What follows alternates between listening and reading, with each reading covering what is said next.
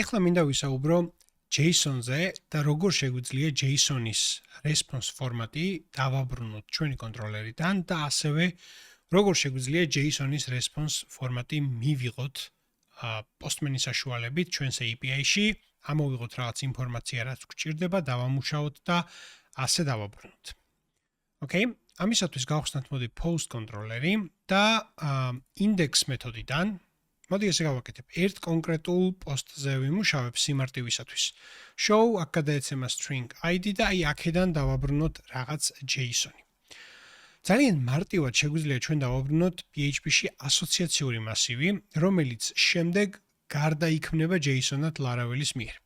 აქ შეგვიძლია პირობითად სიმულაცია გავაკეთოთ პოსტის ID დავაბრუნოთ, შეგვიძლია პოსტის title დავაბრუნოთ.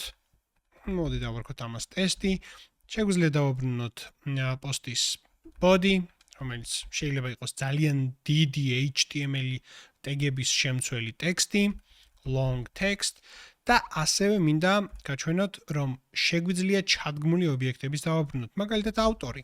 ვინ არის პოსტის ავტორი, რომელიც შეიძლება იყოს თავის მხრივ მასივი, რომელიც user-ის ID-ს შეიცავს user-ის names, ზურა მაგალითად და ასე შემდეგ. მოკლედ მიხვდით ალბათ იდეას.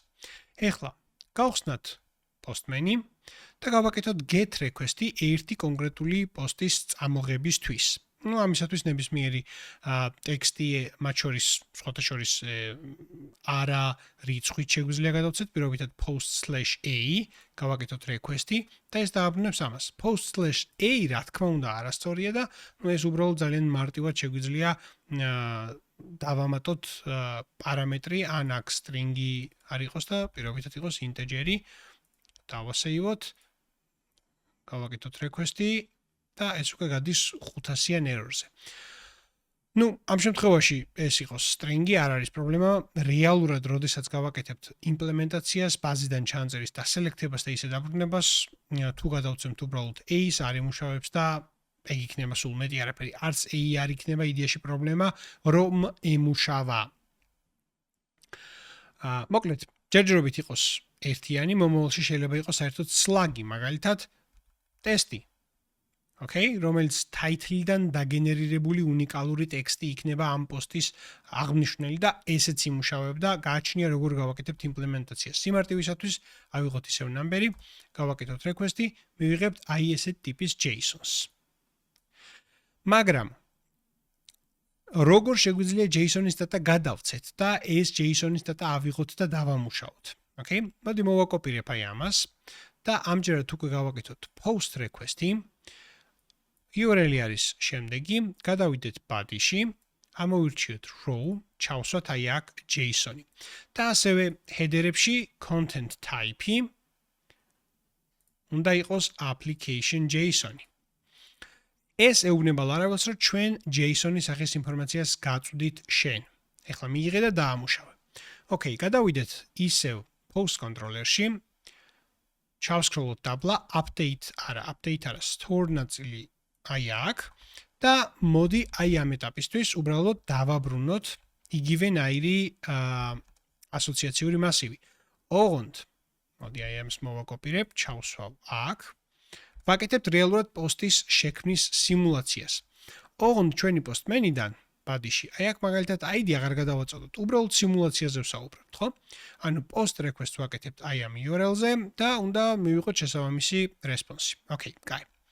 დავასეივეთ, send გავაკეთეთ, მივიღეთ 200 status code-ი, ეს არის ჩვენი ახლად სიმულაცია, კიდევ ერთხელ ვამბობ, ახლად შექმნილი პოსტის პასუხი. პირობითად თუ აქ მაგალითად orient-ს გავუწერთ ჩვენ, დავასეივებთ, გავაგზავნით requests, პასუხათაც მოგვივა იგივე. ანუ აი ეს ავტომატურად გადაკონვერტირდება JSON-ში და ბრუნდება. ეხლა როგორ შეგვიძლია ინფორმაცია მივიღოთ ჩვენ request-იდან? ამისთვის აი ამ request კლასის instance request ცვლადს ვიყენებთ. request პირობითად მაგალითად ყველა ინფორმაცია მინდა მივიღო მე აბსოლუტურად. Okay? შემიძლია ავიღო ეს request all ანუ მთლიანი data, რასაც მივიღებ და აი ეს მთლიანი მიღებული data დავაბრუნო პირდაპირ აქ. ამ შემთხვევაში გავაგზავნი requests და უკან მივიღე ზუსტად ის ინფორმაცია, რაც მე გავაგზავნე. ID-ც არ მაქვს აქ, იმიტომ რომ ID არ გამიგზავნია.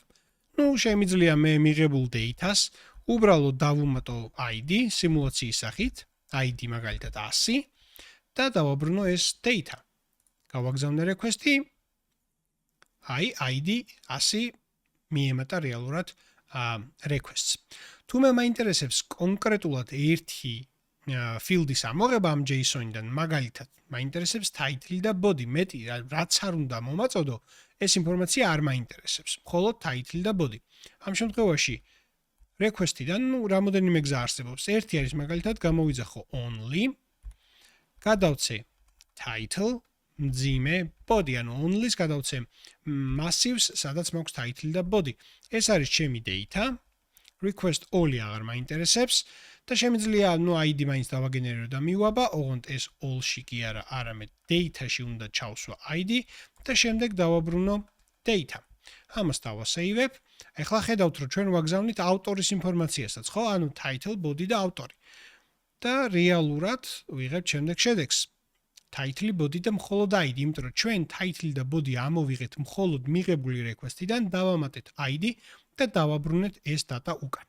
თუ ერთი კონკრეტული ჩანაწერის ამოღება მაინტერესებს, მაგალითად, მხოლოდ title თუ მაინტერესებს, ამისთვის შემიძლია პირდაპირ request input-ი გამოვიძახო, გადავაწოდო აქ title. და შემიძლია მხოლოდ title დავაბრუნო, უბრალოდ გასატეს data. დავასეივეთ, გავაკეთეთ request-ი, დამიბრუნა გადაცემული title. გადავცემ აქ პირობითად test ors title-ში დამიბრუნებს test ors. ასევე მე თუ მინდა, მოდი ცოტა რეალისტურად გავხადოთ, data-ს დავაბრუნებ აქედან, title-ს დავაკომენტაროთ, დარჩეს უბრალოდ კოდის სახით. მე თუ მინდა შექმნის მომენტში შევცვალო status კოდი და 200-ის ნაცვლად დავაბრუნო 201.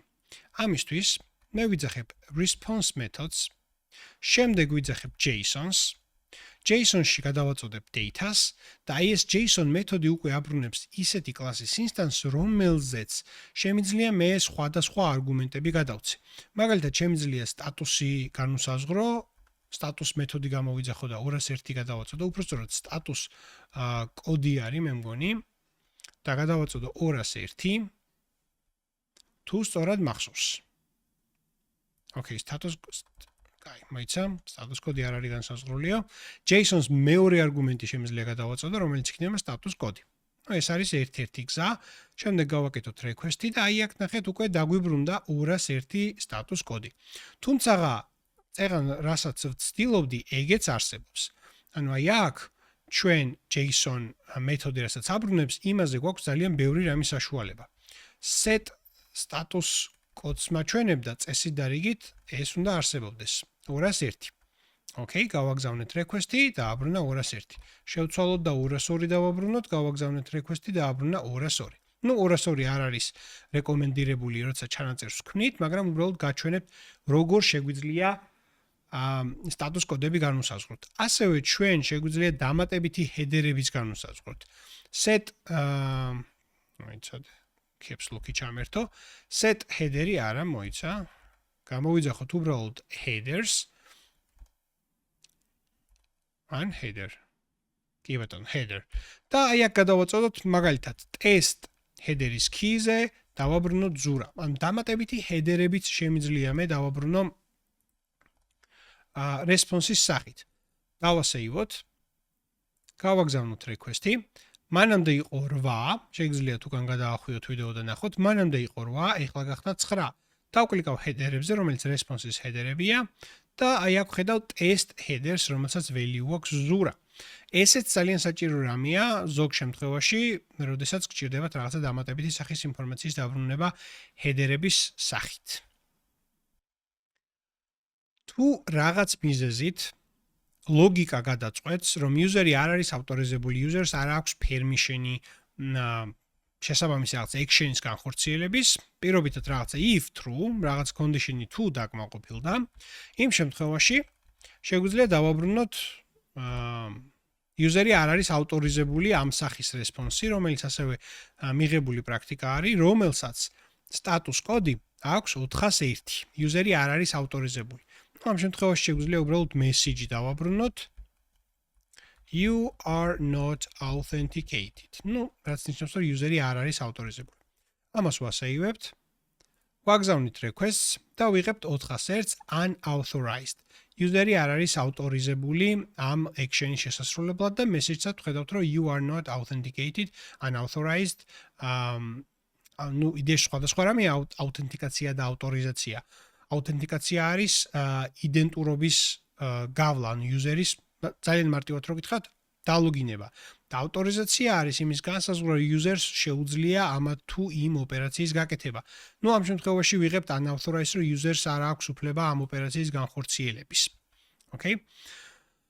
პრინციპში დაახლოებით მსგავსი არის 403-იც, რაც გულისხმობს, რომ forbidden users არ აქვს უფლება ამ რესურსზე წვდომის. Okay? ამ შემთხვევაშიც message-ი შეგვიძლია განსაზღვროთ. როდესაც ვაბრუნებ JSON-ებს, ხშირად არის ხოლმე ესეთი პრაქტიკა, რომ დავაბრუნოთ რაღაცა success flag-ი, მაგალითად, success-ი ამ შემთხვევაში იქნება false. ხო, აი ამ შემთხვევაში თუ ვაბრუნებ data-ს, შეიძლება რაღაცა ესეთნაირად შეიფუთოს, რომ აქ იყოს success-ი პირობითად true და შემდეგ data სახით დავაბრუნოთ აი ეს data. ანუ ნახე რა ხდება. რეალურად success-ი გვაქვს ყოველთვის. Success true და false-ი განსაზღვრავს შემდეგ მასში გვექნება data თუ message. ანუ ეს არის ერთ-ერთი მიდგომა, რომელსაც ადრე მე პირადად ვიყენებ, ну ამ შემთხვევაში ეს მაინც ამას დააბრუნებს, you are not authenticated, მაგრამ success false-ი გვაქვს. აი ამ კოდს თუ დავაკომენტარებ, შემდეგ უკვე მივიღებთ success truth და data-ს.